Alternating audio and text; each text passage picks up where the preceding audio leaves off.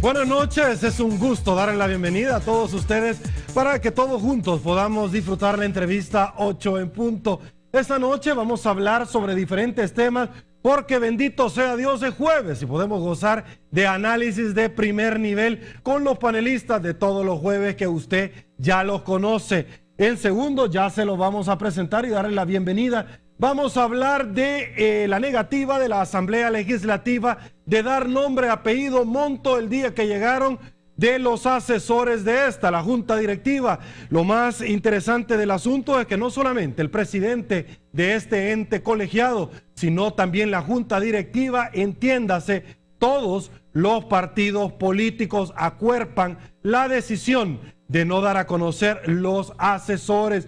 Vamos a estar hablando sobre los compromisos, el plan de nación, los 10 puntos que el partido FMLN presentó ante toda la población salvadoreña en la reunión que tuvieron precisamente en la Feria Internacional.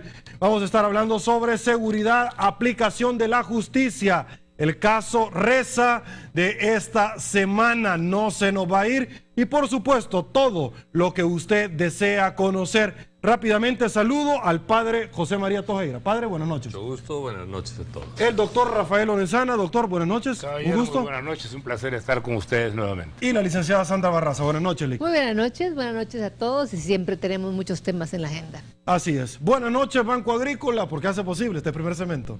Y bueno, arrancamos rápidamente sobre el tema de asesores de la Asamblea Legislativa.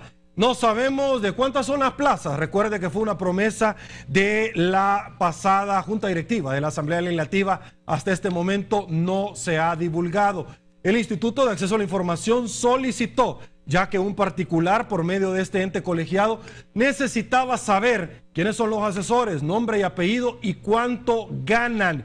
Para conversar sobre este tema, con mucho gusto le damos la bienvenida vía telefónica a don Gerardo Escalón, exdiputado del Partido Arena, gobernador y fundador de este instituto político. Buenas noches, don Gerardo. Buenas noches, Sergio. Estamos a la orden, que lo que tú quieras saber. Don Gerardo, primero conocer su opinión. Usted estuvo en la Asamblea por mucho tiempo como diputado y hoy por hoy se presenta una renuencia ante la solicitud de un Instituto de Acceso a la Información de conocer todo lo concerniente a los asesores. Pues yo lo que creo que el pueblo salvadoreño tiene la libertad de conocer quiénes son o sea, no hay nada que ocultar porque no es ningún pecado, pero que lo digan todos los partidos políticos que están en la Asamblea, el cuerpo de asesores y de gente que les ayuda, porque eso es correcto, que el pueblo quiere saber y creo que no es ningún pecado decirlo, porque no todos los partidos siempre han tenido asesores y unos más altos y otros más bajos, pero siempre han estado. Así que yo creo que no hay motivo para ocultar eso, porque no es, estamos en un país que estamos tratando de vivir la democracia y el pueblo salvadoreño quiere saber en realidad qué es lo que pasa. Esa es mi opinión. Don Gerardo, en el pasado el presidente de la República en no divulgar los viajes y ahora la Asamblea en no los asesores y se escudan bajo la figura de seguridad nacional. ¿Qué de interés nacional tiene esto, don Gerardo, bajo su criterio? Pues para mí no creo que nuestro querido El Salvador sea cuál es la inseguridad nacional de saber, ¿verdad? A dónde viaja el presidente o quiénes son los asesores de tal o cual partido. Yo creo que eso no es ningún pecado y siempre ha habido eso. Lo que pasa es que antes eso era tabú y hoy pues se quiere pues que todos, cualquier ciudadano con esto de la transparencia y eso es lo que creo que yo, y se lo digo sinceramente, Sergio. Ok, lo que ha llamado la atención, don Gerardo, es que toda la Junta Directiva ha acuerpado al presidente, entiéndase la diputada también de Escalón, del partido en el cual usted dignamente representa. Que esa es una resolución que creo yo que tiene que bajar desde la directiva al pleno y si hay mayoría, pues lo van a divulgar, ¿verdad? Así que es lo que yo creo, ¿verdad? Sí, le reitero la pregunta. Que se necesita una mayoría, ¿va? Sí. No una minoría. Sí, le reitero la pregunta. Lo que ha llamado la atención es que Arena, que tradicionalmente ha criticado por la falta de transparencia, por el despilfarro de la administración pública, en determinado momento se pudo haber abstenido, pero está votando también porque no se divulgue esto. Pues mire, ¿cuál es su interpretación? Cada persona es libre de pensar y de actuar como le dicta su pensamiento, ¿verdad? Yo, en el sentido particular, yo daría mi voto para que se publique en eso y que se haga público, si no es ningún pecado, ¿verdad? Ahora, ¿qué va a resultar de los 84 opiniones que hay en el... Si hay mayoría, pues se van y ahí se va a ver, digo yo. Ok, don Gerardo, debo de agradecerle el tiempo que ha destinado a esta su entrevista y por supuesto la opinión con relación al tema. Gracias. Pues para mí es un gusto y tengan muy buenas noches. Buenas noches, padre Tojera, doctor, licenciada, amigos televidentes. Rápidamente, para tener un poquito de contexto, le leo un artículo del periódico que me llamó muchísimo la atención en torno a este tema, ante la negativa de entregar información de los asesores por parte del asesores legislativos y parlamentarios. El primero de ellos fue el diputado pecenista Francisco Merino, quien aseveró que el instituto no puede atropellar al presidente de la Asamblea, por lo que instó a que se debe revisar la ley. Se acaba de dar y hoy se va a revisar, según se dijo, para equilibrarla ante las funciones de Contraloría que ya realizan otras entidades como el Tribunal de Ética Gubernamental y la sección de probidad. Padre Tojera, la diputada Carmen Elena de Escalón, a la cual yo hacía referencia, de Arena, dijo que la Asamblea envió lo que la ley le manda. ¿Cuál es el problema de divulgar el nombre de los asesores, padre? Pues mira, me hace gracia cuando dice el diputado Merino que no puede atropellar, ¿verdad?, el instituto. A lo mejor es porque el instituto no tiene vehículo, porque no le dan presupuesto, ¿verdad? Entonces por eso no lo puede atropellar. O a lo mejor es porque tiene miedo que algún diputado experto en balística balee el carro en el que lo vayan a atropellar, porque parece que hay diputados que les gusta tirar al blanco a carros de la policía y cosas de esas, al menos en el pasado, ¿verdad? Entonces sería interesante ver qué quiere decir con eso de atropellar o no atropellar. Pero, aparte de eso, miren, es una cuestión básica saber quién asesora, y además es de interés ciudadano, es decir, saber quién está asesorando a esta gente, porque no es lo mismo que le asesore a uno su tía, que le asesore un buen profesional. Es decir, además ha habido escándalos en la Asamblea que hacen que amerite saberse, es decir, para saber al menos que no todos son iguales. Miren, el diputado que tuvo a su esposa ahí empleada, ¿verdad? La tuvo, es decir, ventajosamente, porque era diputado. Después la golpeó, y cuando ella le denuncia, resulta que la Asamblea la echa, sin dar absolutamente ninguna razón. Se puede echar a una persona porque el esposo golpeó a la mujer. A esa mujer golpeada se le puede echar por esa razón. Dijeron, no, es que no era experta en el tema. Entonces, ¿por qué la contrataron antes?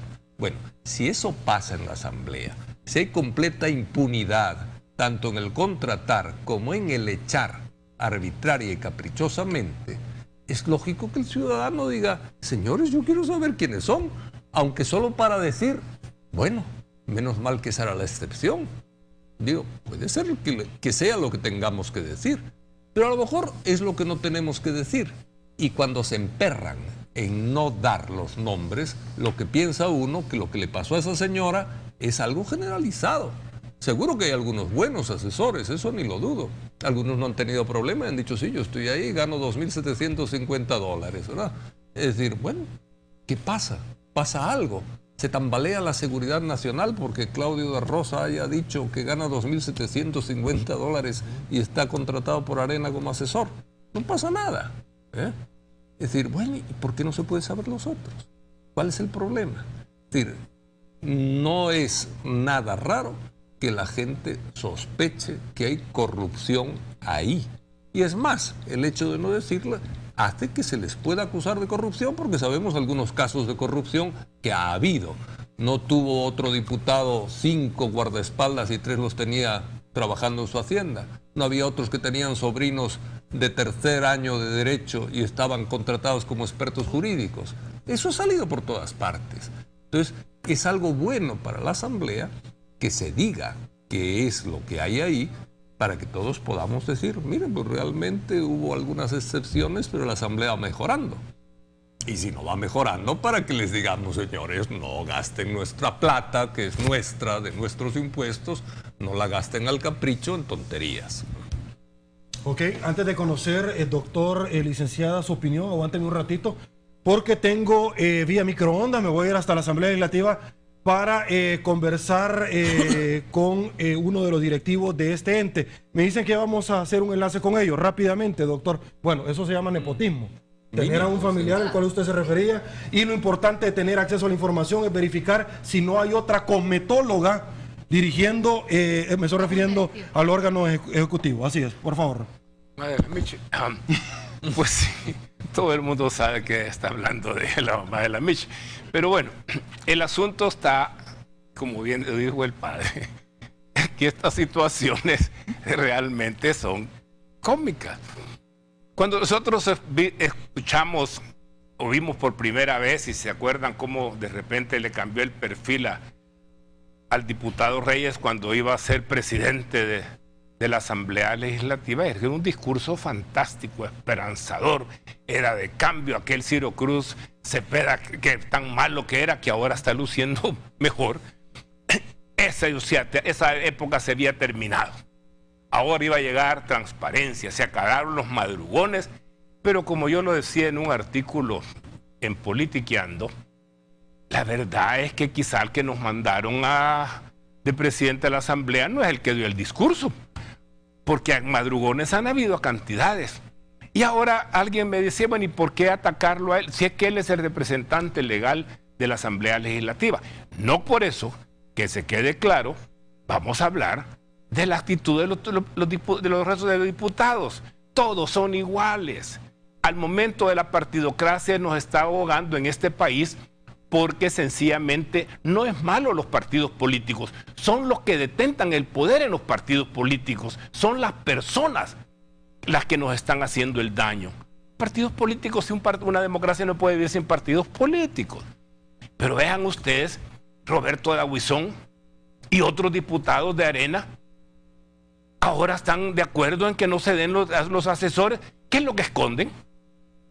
¿Ah? Ahí sí, cuando es de aumentarse los sueldos, de comprarse carros, de cuidarse las espaldas, ahí sí todos están unidos. Y entonces, ¿qué nos queda? Yo quiero ver a los candidatos ahora hablando de la gente que está detrás de ellos, que los va a llevar a la presidencia. Miren, si solo nada bueno hay ahí detrás. ¿Ah? Yo no digo que no haya diputados excelentes, pero yo no los estoy escuchando en este momento hablar, decir, fuera de 2 o 3, ahí está el diputado David Reyes, que mostró quiénes eran las personas que eran sus asesores, y los demás, y todos esos nuevos que llegaron con nueva cara y que dijeron que iban a hacer la diferencia, Ana Vilma inclusive, ¿a dónde están? Que hablen. Ok, doctor, le interrumpo rápidamente, me voy hasta la Asamblea Legislativa con mi compañera Guadalupe Bonilla, y se encuentra con el diputado y por supuesto también directivo Roberto Dabuizón. Buenas noches, Lupita.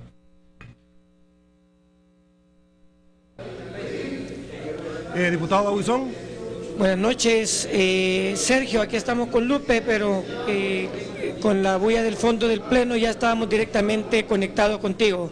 Y un saludo para todos los panelistas que están acompañándote en el estudio. Muchísimas gracias. Diputado Dabuizón, conocer un poquito ante la noticia de que la Asamblea Legislativa se ha reservado no dar a conocer los nombres y por supuesto también el monto que cada uno, económicamente, que cada uno de los asesores tiene asignado dentro de la Asamblea Legislativa. A nivel de junta directiva se ha suscrito la presente para no dar acceso a esta información. ¿Cuál ha sido el motivo?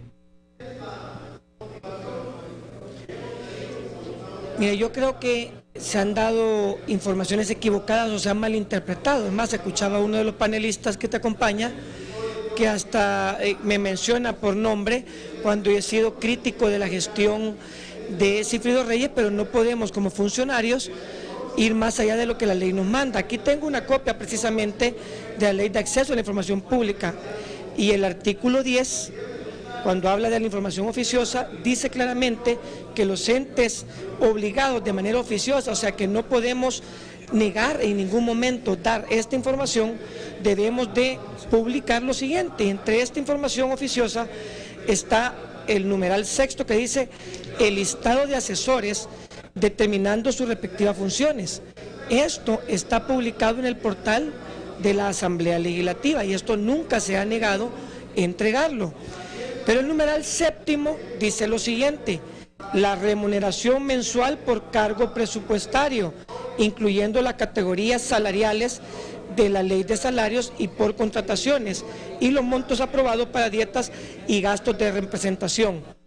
Es lo que hemos publicado como Asamblea Legislativa. Personalmente he estado velando y exigiendo, y todos los diputados de Arena que estamos en Junta Directiva, hemos estado exigiendo que esto se cumpla al pie de la letra, y es lo que, cuando se solicita esta información, se entregó al ciudadano que lo solicitó.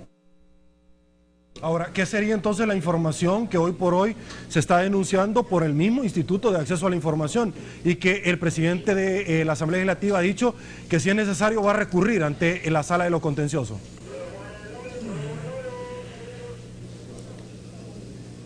Bueno, mira, lo que pasa es lo siguiente, que hay derechos constitucionales que se deben de cuidar. Por eso el mismo artículo 10 separa la tabla de salarios de los nombres de las personas, porque lo que nos han pedido es que pongamos el nombre de la persona, el salario que gana y la afiliación política o partido político al cual pertenece. Junto en una misma matriz, eso es datos privados de los ciudadanos. Y aquí en la misma Ley de Acceso a la Información Pública dice lo que es información confidencial, que es propia de las personas, y habla el literal A, porque dice el artículo 24, la información confidencial, A, la referente al derecho a la intimidad personal y familiar, al honor y a la propia imagen, así como los archivos médicos cuya divulgación constituiría una invasión a la privacidad de la persona. Y después habla en el artículo 25, consentimiento de la divulgación. Los entes obligados no proporcionarán información confidencial sin que medie el consentimiento expreso y libre del titular de la misma.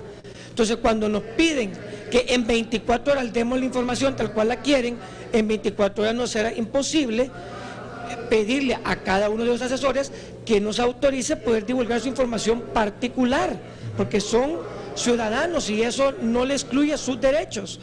Entonces, la Asamblea Legislativa ha publicado la tabla de salarios, las obligaciones que tienen, y está también la tabla de todos los empleados legislativos, incluyendo los asesores.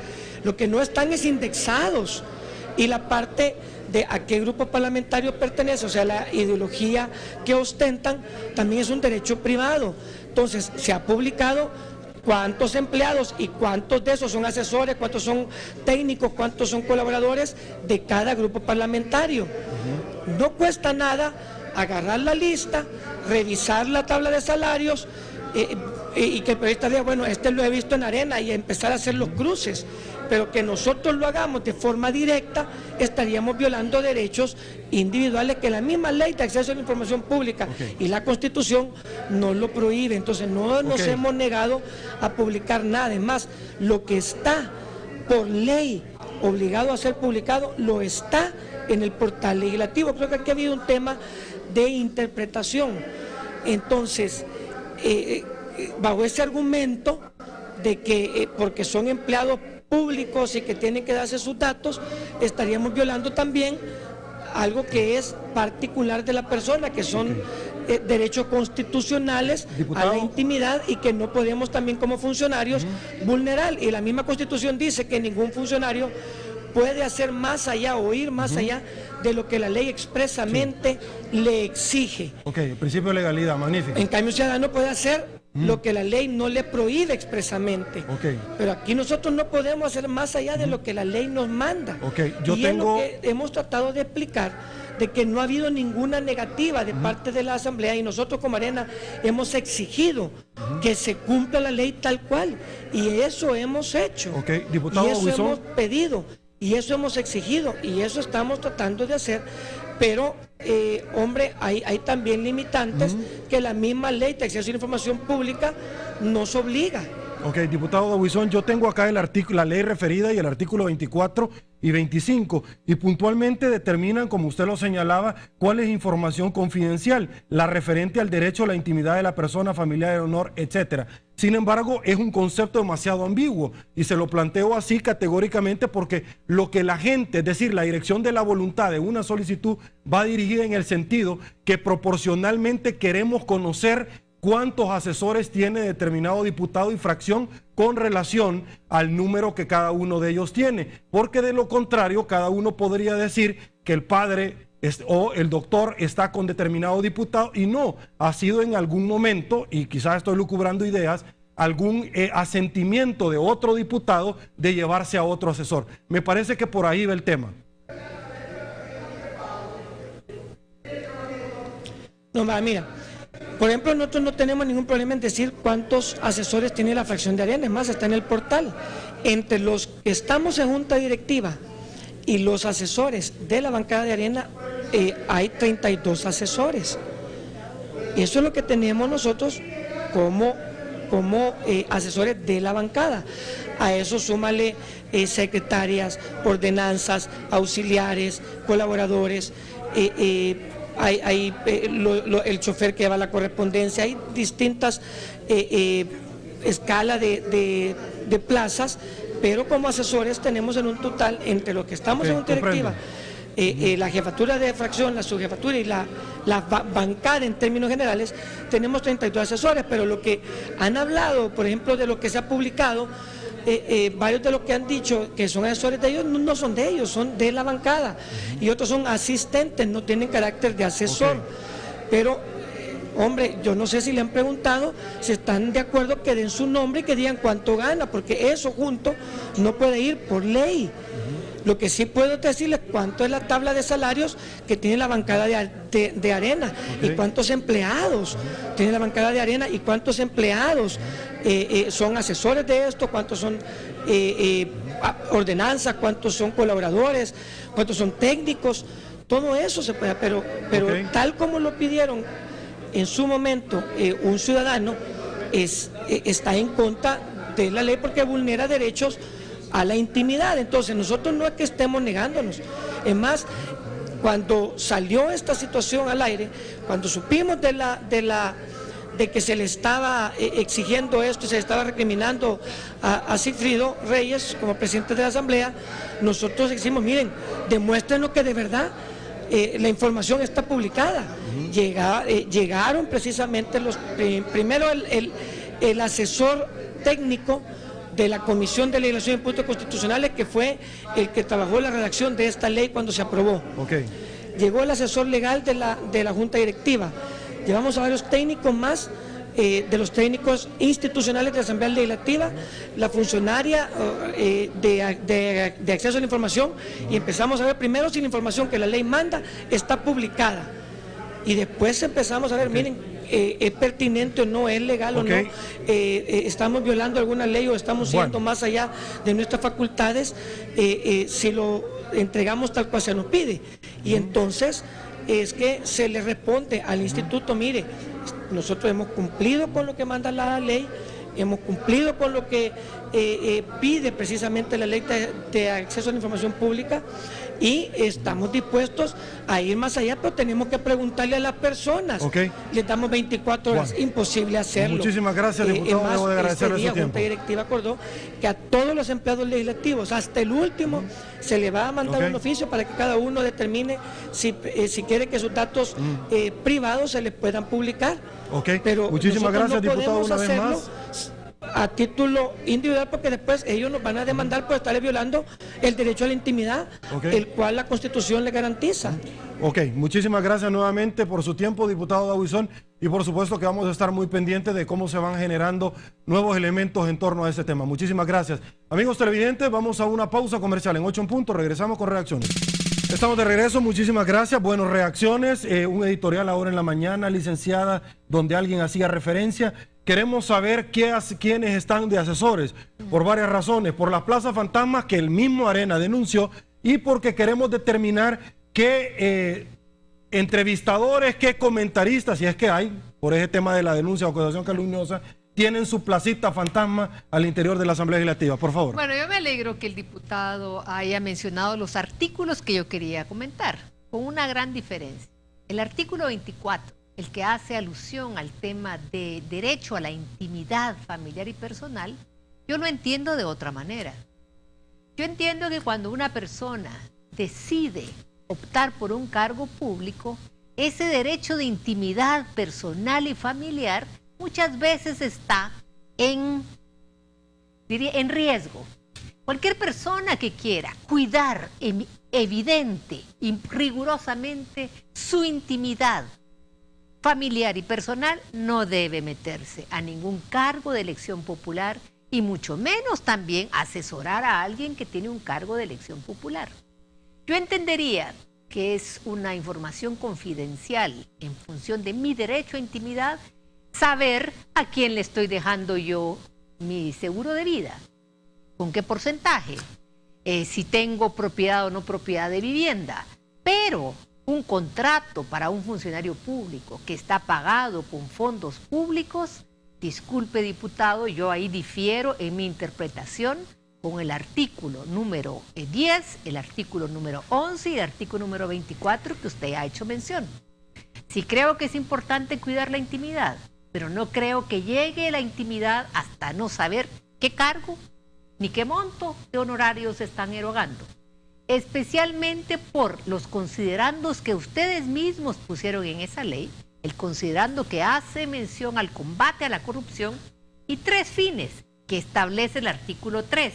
Miren qué belleza, contribuir a la prevención y el combate de la corrupción, fomentar la cultura de transparencia y facilitar la participación de los ciudadanos en los procesos de toma de decisiones concernientes a asuntos públicos. Los fines que tiene esta ley en el artículo número 3, yo mencioné los últimos 3 fines, son fundamentales. Y son fundamentales y para eso deben estos funcionarios de elección directa por 3 años quitarse ese temor, porque si no tenemos nada que ocultar, ¿por qué empeñarnos en esconder la información?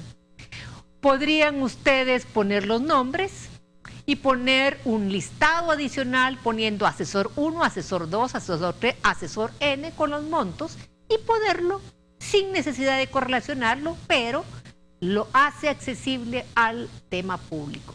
Yo personalmente critico que la Junta Directiva en pleno se oponga ante el instituto a entregar la información que tenemos derecho, porque es información oficiosa, porque la Asamblea Legislativa está obligada y además porque yo no interpreto que esa información es de carácter confidencial.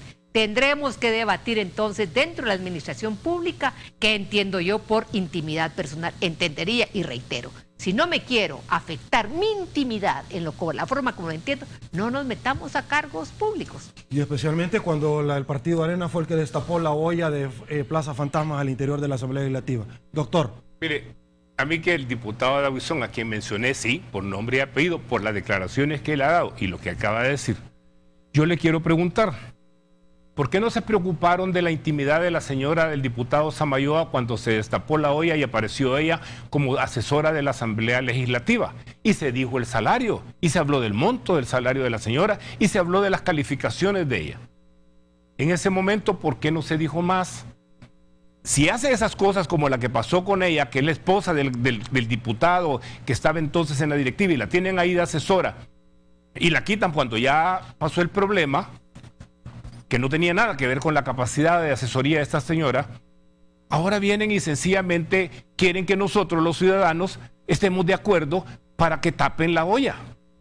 No vamos a estar de acuerdo. ¿Por qué el Ejecutivo sí da la lista de los asesores y sus salarios? Ah, esos no tienen derecho a intimidad, no tienen derecho a seguridad. Los de la sala de la Corte Suprema de Justicia tampoco tienen derecho a seguridad.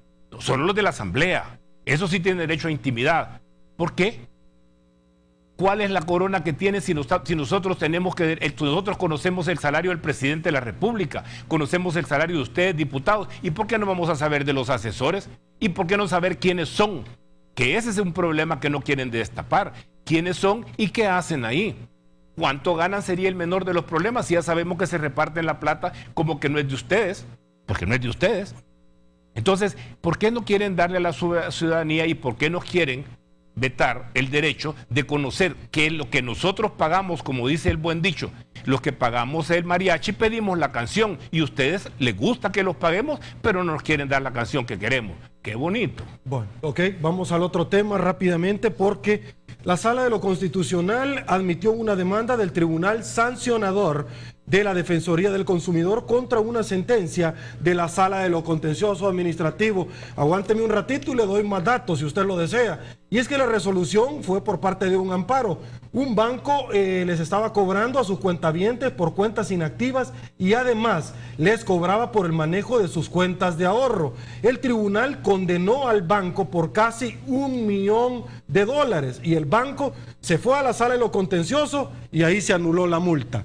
Esta situación es como aquel caso que ustedes recordarán bastante similar del amparo de las harineras contra la super de competencia. Padre, por favor, su opinión. Me tienen paralizadas desde el 2008, creo que unas 23 multas o algo así, ¿verdad? Entonces, paralizar multas, que un tribunal de lo contencioso se dedique a paralizar multas de grandes empresas, es un poco llamativo, ¿verdad? Es decir, uno dice, bueno, es decir, ¿qué pasa aquí, verdad? Hay una protección especial para las grandes empresas, el ciudadano no puede hacer nada ante ellas. ¿Cómo está el asunto, verdad?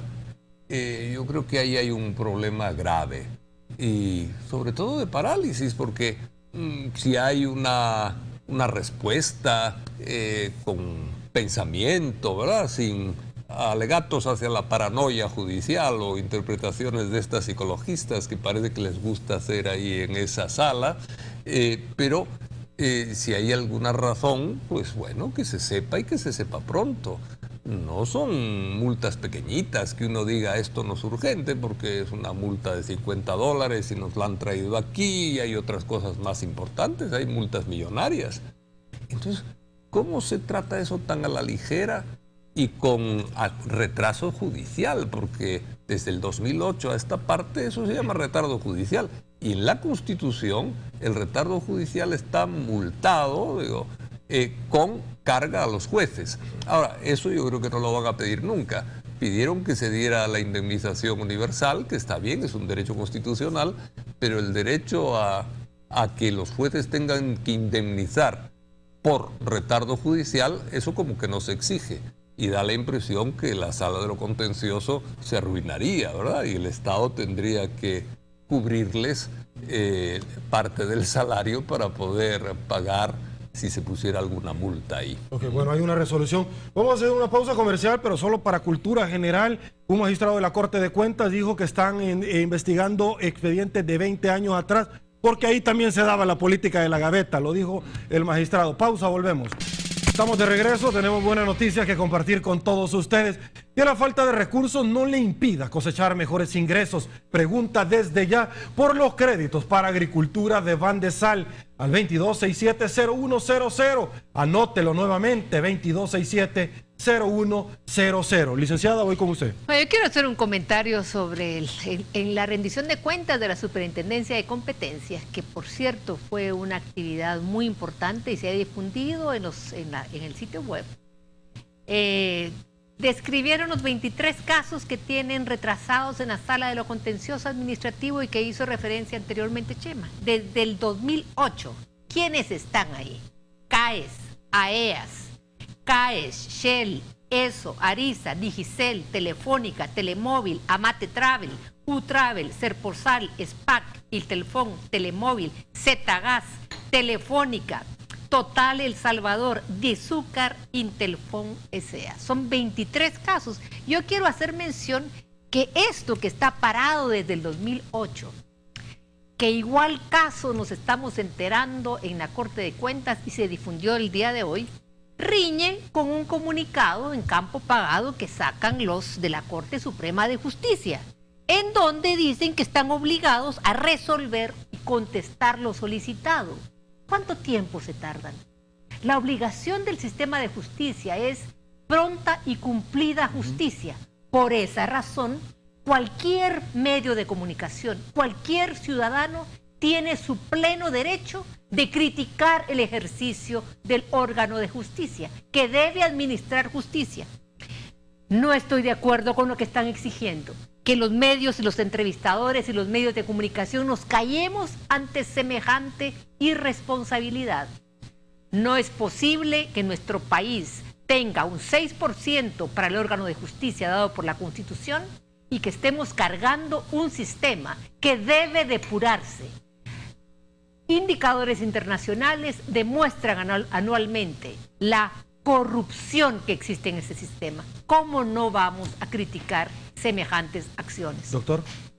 Miren, toda esta actividad que se está viviendo en el país realmente riñe con los valores que una sociedad debe tener, y por eso no caminamos.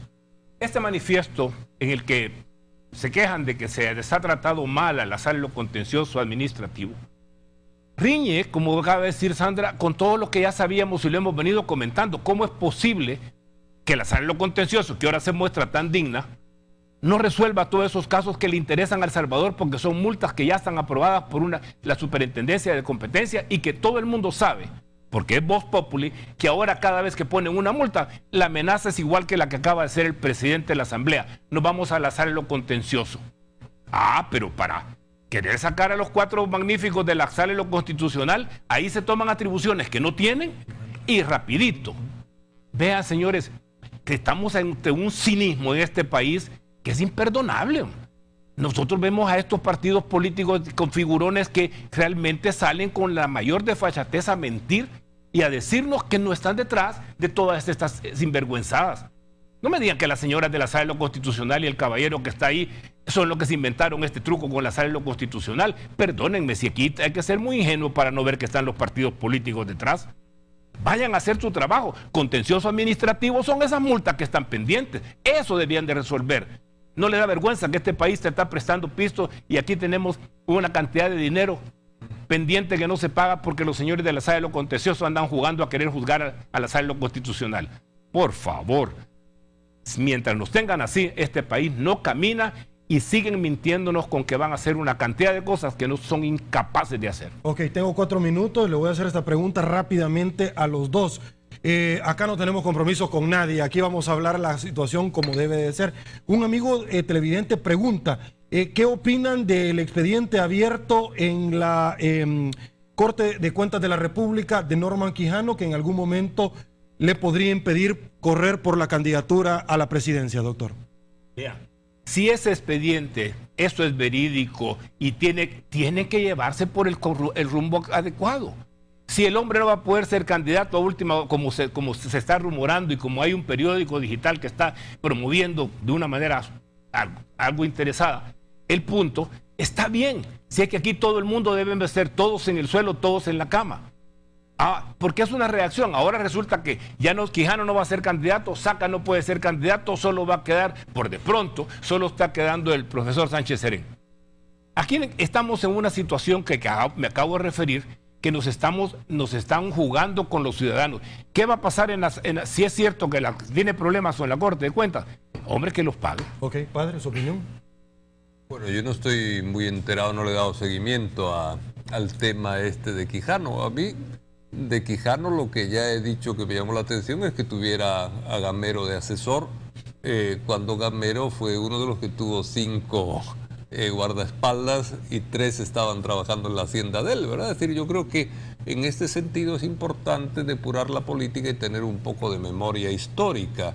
Es decir, un diputado que cae en actos de corrupción, porque no hay otra manera de llamar eso, no debe estar después asesorando a un candidato presidencial, ¿verdad? Es decir, ahora, el otro tema sí lo desconozco y entonces mejor no opino, ¿verdad?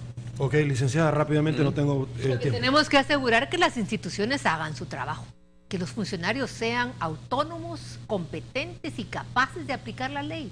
Eso es lo que necesitamos. Y empecemos ya. Ojalá que Norman Quijano con el expediente sea ejemplar en lo que la Corte de Cuentas debe hacer y que podamos resolver todas las millonarias casos que tienen pendientes desde el año 2008. Es vergonzoso pagar funcionarios del nivel que se están pagando y que no sean eficaces. Ok, perdón, quería decir algo, no tengo tiempo.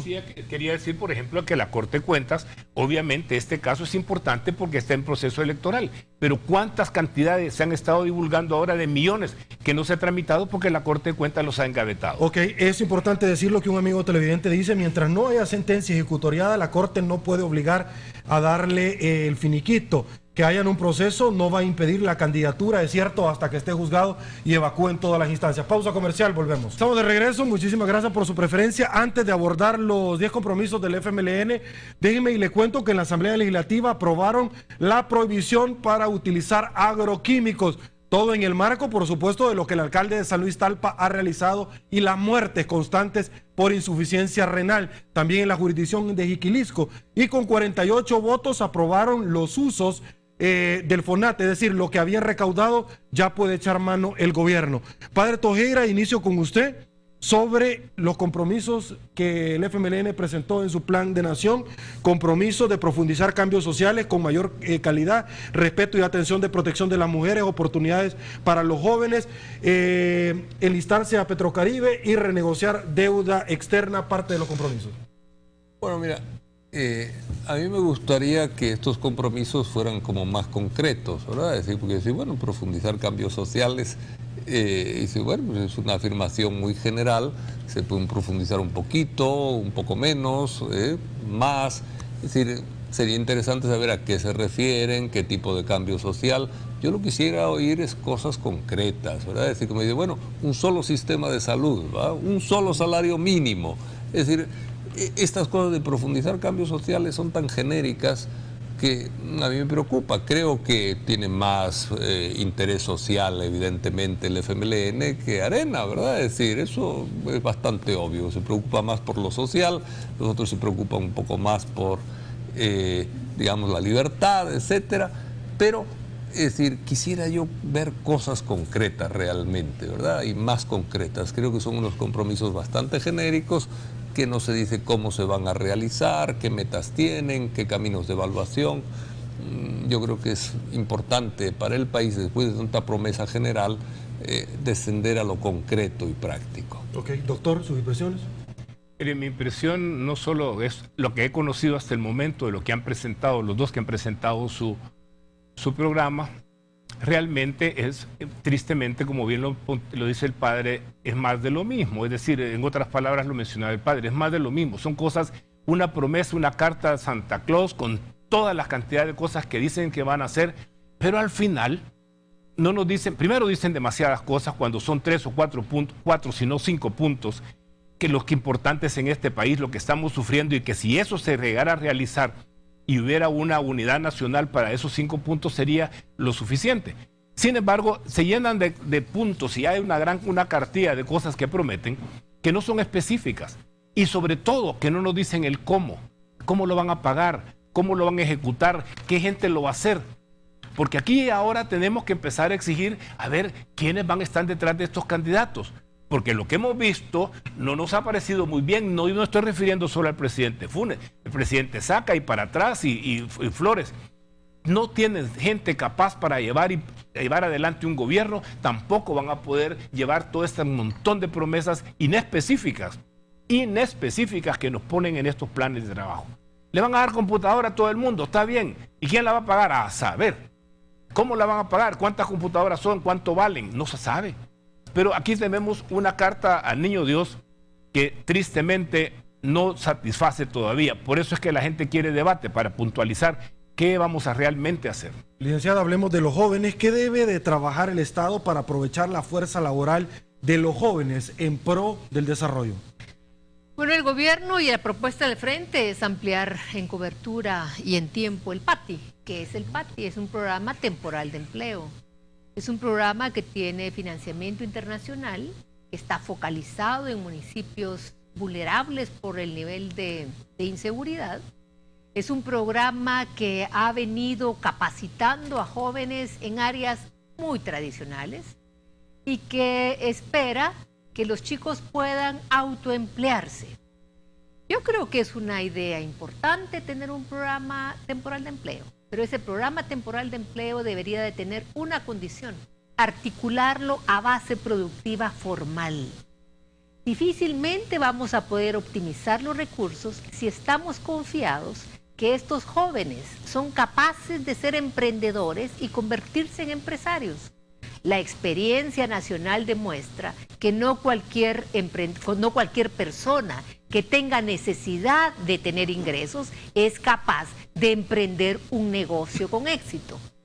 La experiencia demuestra que no todas las personas que tienen necesidad de ingresos pueden elaborar y echar a andar un plan de negocios que sea rentable, que no son capaces de asumir todos los riesgos que deben asumirse. En este sentido, yo creo que los jóvenes deben tener una condición fundamental. El gobierno de todos los partidos políticos, sea quien sea el que esté o el que llegue, debe ocuparse de asegurar que nuestros jóvenes tienen las competencias necesarias para insertarse de manera competitiva en el mercado laboral. Y perdóneme, no es haciendo bisutería. No, perdóneme, no es haciendo más de lo mismo. A los jóvenes hay que entusiasmarlos en actividades, en áreas industriales de futuro. Computación es fundamental, desarrollo de animación digital, todo eso que tiene que ver con tecnología, ahí habría un nicho para efectivamente asegurar que los chicos pueden utilizar su talento.